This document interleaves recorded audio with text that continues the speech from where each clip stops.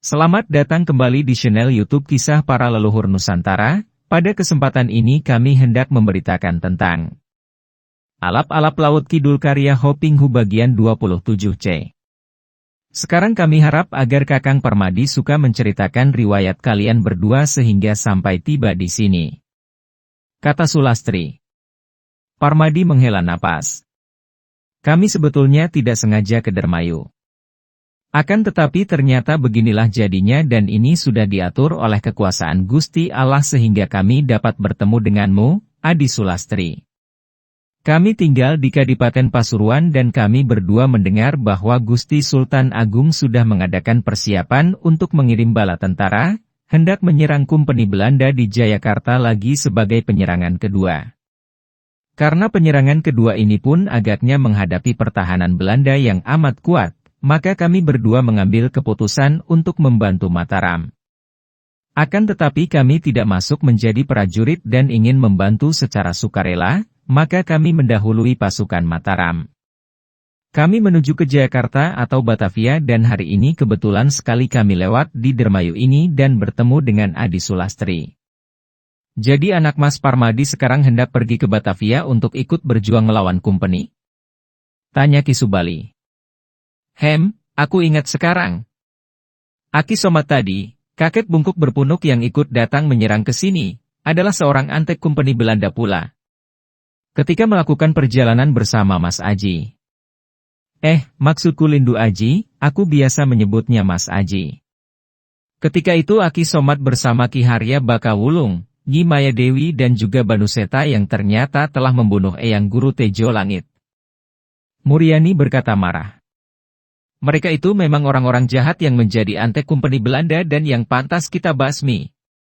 Parmadi menyambung ucapan istrinya.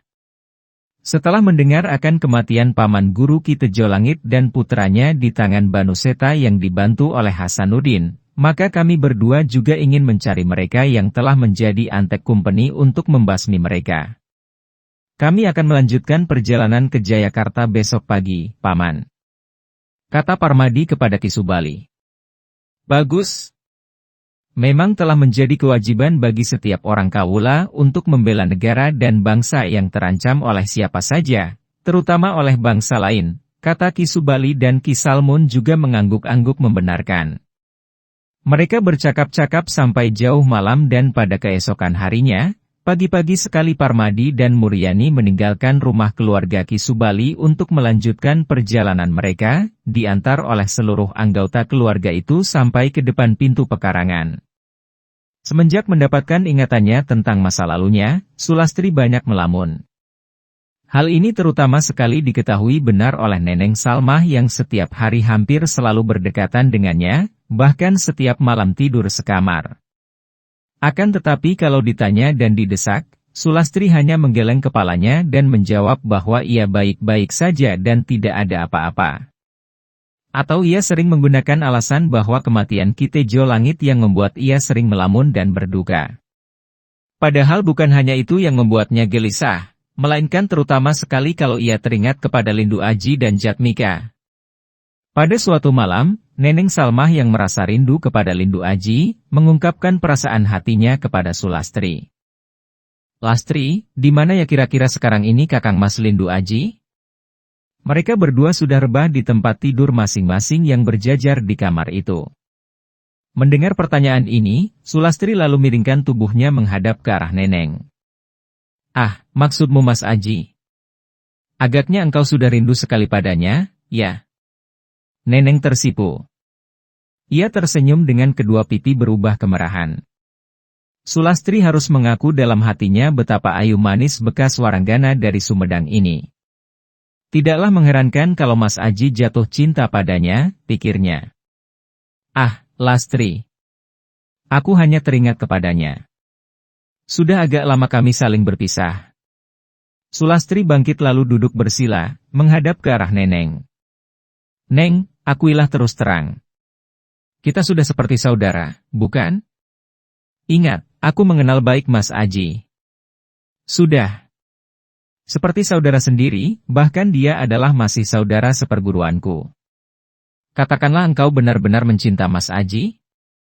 Neneng Salma juga bangkit dan duduk menghadapi Sulastri.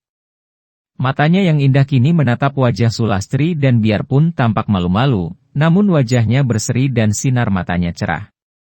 Lastri, aku pernah mengaku kepadamu bahwa aku sungguh amat mencinta Kakang Mas Lindu Aji. Aku mencintanya, aku memujanya, aku mengaguminya. Kalau saja dia sudi menerima, aku mau menjadi hambanya, menjadi budaknya, untuk mencucikan pakaiannya, memasakkan makanannya.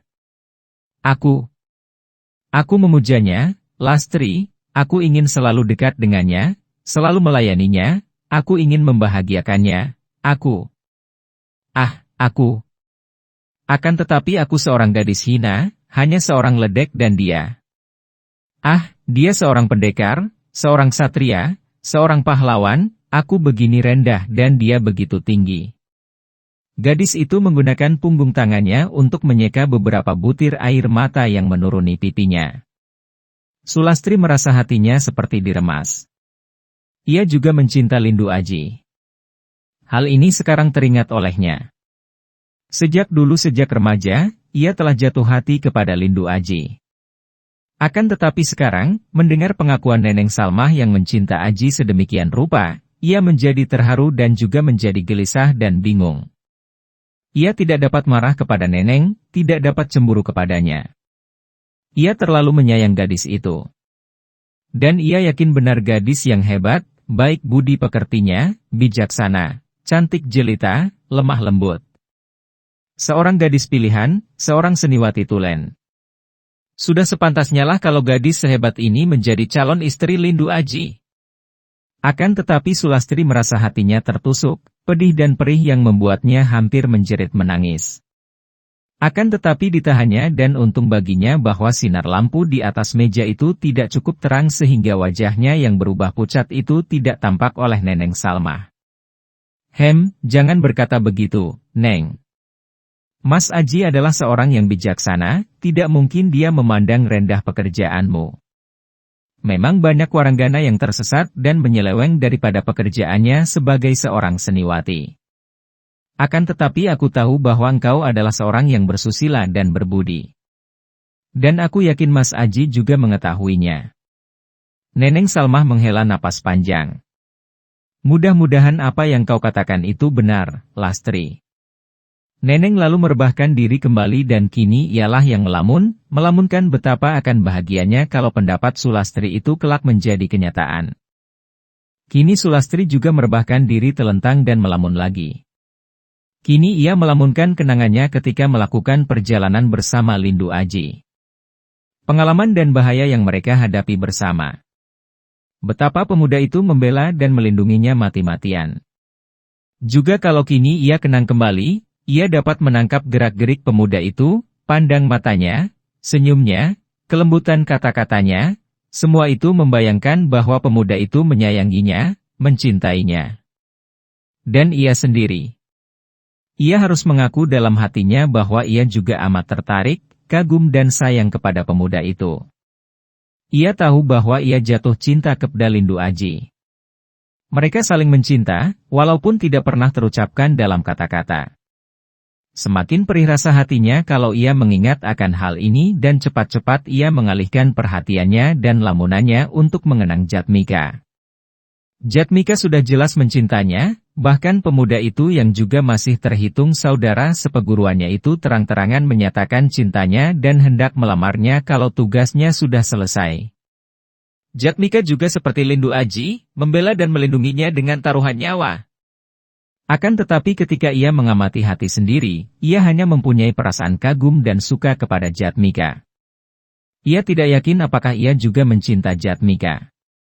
Neneng Salma sudah tidur pulas. Hal ini diketahui Sulastri dari pernapasannya yang teratur dan panjang. Ia menengok dan tersenyum. Ia melihat gadis itu tidur miring menghadapinya dan tampak mulutnya yang mungil itu tersenyum manis dalam tidurnya. Mungkin ia sedang mimpi bertemu dengan Lindu Aji yang dicinta dan dipujanya. Sulastri mengalihkan lagi renungannya. Bermunculan bayangan-bayangan itu. Terbunuhnya Ki Ageng Pasisiran. Lalu terbayang wajah para pembunuhnya. Hasanuddin yang pernah dijumpainya di pondok gurunya. Dan wajah Banuseta yang pernah dilihatnya ketika ia dan Lindu Aji menjadi tawanan Nyi Maya Dewi dan teman-temannya. Kemudian ia teringat kepada Lindu Aji, Jatmika, juga Parmadi dan Muryani. Mereka semua pergi untuk mencari para pembunuh Ki Tejo Langit dan Ki Sudrajat. Juga mereka hendak membantu Mataram dalam perjuangannya melawan Kompeni Belanda. Tiba-tiba saja ia menjadi bersemangat dan bangkit duduk. Ia mengerutkan alisnya. Mengapa tidak? Bagaikan kilat sebuah gagasan memasuki benaknya. Mengapa ia diam saja? Ia pun murid tersayang dari Ki Ageng Pasisiran atau Ki Tejo Langit. Dan semenjak melakukan perjalanan dengan Lindu Aji yang menjadi senopati muda Mataram, berarti ia pun sudah menjadi kaula Mataram yang membela negara dan bangsanya. Para pecinta dan para subscriber YouTube Kisah Para Leluhur Nusantara. Alap-alap Laut Kidul karya Hoping Hu bagian 27D. Ia telah berkali-kali bermusuhan dengan para Ante Kompeni. Mengapa ia tidak ikut seperti mereka, pergi ke barat, membantu gerakan pasukan Mataram yang hendak menyerbu Jayakarta? Dan dalam perjalanan yang searah itu besar sekali kemungkinan ia akan bertemu dengan Lindu Aji, Jatmika, juga dengan Parmadi dan Muryani. Kalau sudah bertemu mereka, terutama bertemu Lindu Aji dan Jatmika, baru ia dapat mengambil keputusan tentang cinta segitiga antara Lindu Aji, Neneng Salmah dan ia sendiri. Aku harus pergi menyusul mereka, harus membantu Mataram. Harus. Ia berbisik dan mengepal tinju membulatkan tekadnya. Akan tetapi, tiba-tiba ia tampak lesu dan kepalan tangannya terbuka lagi. Ia menghela napas panjang berulang kali. Ia teringat kepada ibunya. Ibunya sudah pasti keberatan dan tidak akan mengizinkan kalau berpamit untuk pergi membantu Mataram. Baru saja pulih ingatannya. Baru saja ibunya seolah menemukan ia kembali dan baru beberapa hari saja ia sudah berpamit hendak pergi. Pasti ibunya akan melarangnya dan ia merasa tidak tega kalau membantah ibunya. Sulastri menjadi bimbang. Akan tetapi tiba-tiba ia memandang kepada Neneng Salmah yang masih tidur pulas dan senyum mengembang di bibirnya, matanya bersinar kembali dan wajahnya menjadi cerah. Ah, di sini ada Neneng, pikirnya dan ia tahu, Neneng adalah seorang gadis yang amat baik dan menyayang ibunya, juga disayang ibunya. Kalau ia pergi, setidaknya di situ ada Neneng yang menemani ibunya. Sulastri mulai berkemas dengan gerakan perlahan agar jangan sampai menggugah Neneng Salmah. Pada keesokan harinya, pagi-pagi sekali, pada saat terdengar keruyuk jago, ayam jantan, menyambut munculnya sinar fajar. Seperti biasa Neneng Salmah terbangun dari tidurnya. Ia bangkit duduk, menggeliat, menguap dan mengusir sisa kantuknya, lalu ia bangkit berdiri. Ia menoleh dan melihat pembaringan Sulastri kosong. Ah, rajin benar, sepagi ini sudah keluar kamar, pikirnya sambil tersenyum. Kasihan sibuk sendiri, mungkin sedang memasak air di dapur, harus kubantu. Neneng bergegas menuju dapur. Akan tetapi tidak ada Sulastri di situ, bahkan belum ada nyala api untuk memasak air. Menyapu di pekarangan? Ia cepat keluar. Akan tetapi di pekarangan juga tidak ada Sulastri, masih sunyi, hanya terdengar suara sapu lidi membersihkan pekarangan di rumah tetangga. Apakah mandi sepagi ini? Tak mungkin sepagi ini pergi ke sungai. Mungkin mencuci muka saja di belakang, di mana memang disediakan sebuah gentung air besar. Ia segera berlari ke belakang lagi. Akan tetapi kamar mandi kecil itu pun kosong, Sulastri tidak berada di situ. Suasana masih sepi. Yang terdengar hanya keruyuk ayam jago dan suara sapi menguak dan kambing mengembik. Sulastri tidak ada di mana-mana. Tiba-tiba Neneng Salmah terkejut karena ia teringat betapa pintu samping yang menghubungkan rumah dengan pelataran samping tadi, ketika ia melewatinya dan keluar, tidak terkunci, hanya ditutupkan begitu saja. Hal ini berarti bahwa dari dalam rumah sudah ada yang keluar sebelum dia. Kemanakah perginya Sulastri sepagi ini? Pakaian kotor dalam keranjang masih terletak di ruang belakang, berarti Sulastri belum pergi mencuci pakaian dan mandi di sungai. Dengan jantung mulai berdebar tegang, Neneng Salmah kembali ke kamarnya. Masih gelap di kamar, hanya remang-remang. Lampu di atas meja telah dipadamkan dan sinar matahari fajar masih terlampau lemah. Ia segera menyalakan lampu dan memandang ke sekeliling kamar. Pembaringan Sulastri tampak rapi, tidak kusut, berarti memang sudah dirapikan. Akan tetapi tidak tampak ada pakaian di gantungan pakaian, juga. Di sini jantungnya semakin berdebar, pedang pusaka naga wilis yang biasa tergantung di dinding, di atas pembaringan Sulastri, tidak tampak lagi. Dengan cepat Neneng berlari menghampiri peti pakaian. Dibukanya dan ia terbelalak. Pakaian Sulastri tidak berada di situ. Ini hanya mempunyai satu arti, yaitu bahwa Sulastri telah pergi. Neneng Salmah mencari-cari dengan pandang matanya dan ia melihat sebuah coret-coret di atas meja. Tadi ketika ia menyalakan lampu, ia tidak melihat ini. Ia menghampiri meja dan di situ jelas terdapat coretan-coretan pendek. Aku pergi berjuang. Mintakan maaf kepada ibu. Neneng Salmah terbelalak. Tak dapat diragukan lagi. Sulastri tentu telah pergi mengejar Parmadi dan Muryani, yaitu untuk mencari pembunuh gurunya dan juga untuk membantu Mataram menghadapi Kumpeni. Ia berlari ke kamar Ki Subali dan mengetuk daun pintu kamar itu. Tok tok tok. Paman. Bibi. Bangunlah. Ia mengetuk lagi dan Ki Subali yang membukakan daun pintu. Siapa itu? Ah, Neneng, ada apakah? Ki Subali juga menghampiri pintu. Paman, Bibi, maafkan kalau saya mengganggu. Saya.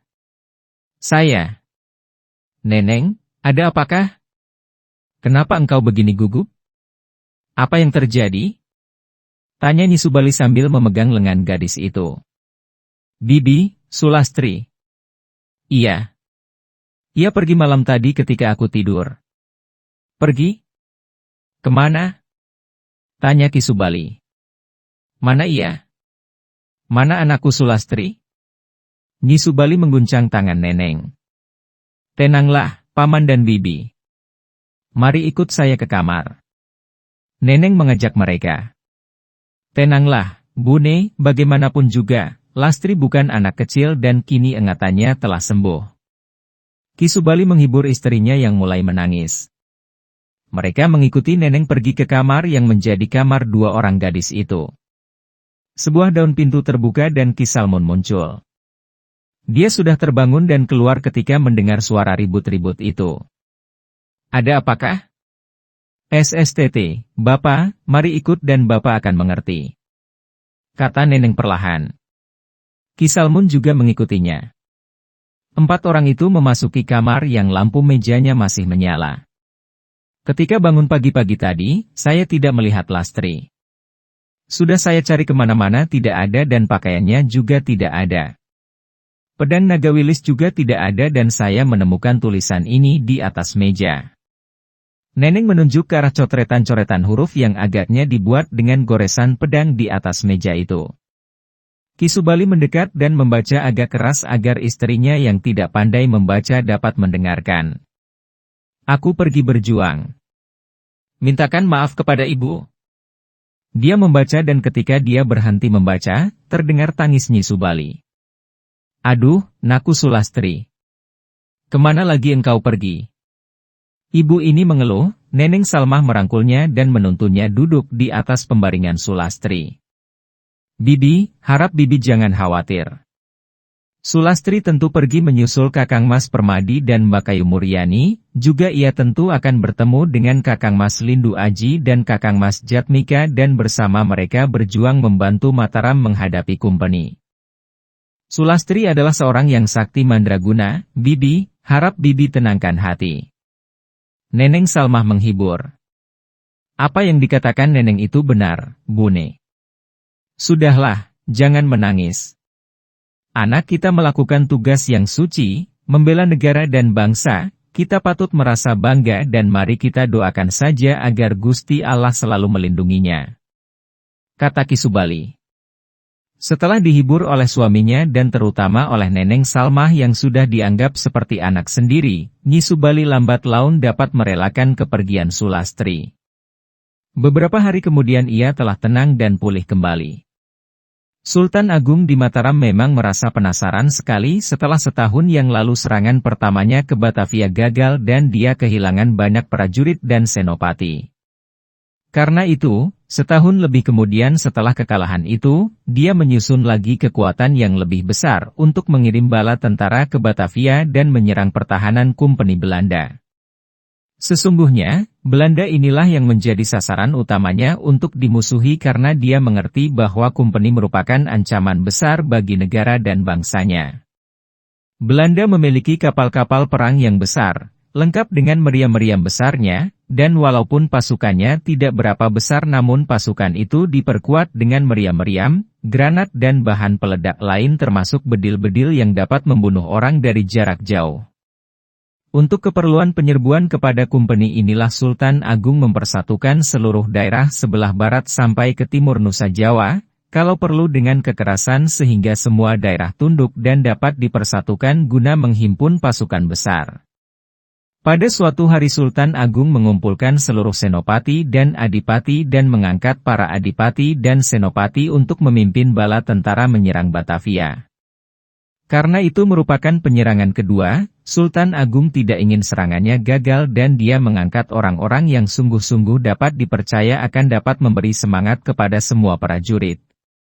Dia mengangkat 3 orang bangsawan untuk menjadi pimpinan. Pertama-tama dia mengangkat Kiai Adipati Jumina untuk memimpin barisan yang datang menyerang dari arah barat. Orang kedua adalah Kiai Adipati Puger yang memimpin pasukan yang menyerang dari arah selatan. Kedua bangsawan ini adalah pamannya sendiri, saudara dari mendiang Panembahan Sedak Rapiak. Adapun orang ketiga adalah adiknya sendiri, yaitu Adipati Purbaya. Para pecinta dan para subscriber YouTube Kisah Para Leluhur Nusantara, kiranya cukup sekian dulu, silahkan ikuti kisah alap-alap Laut Kidul bagian selanjutnya di waktu dan jam yang sama, dengan cara klik subscribe dan juga loncengnya, agar Anda selalu mendapatkan notifikasi jika channel YouTube ini mengupload video kisah terbaru.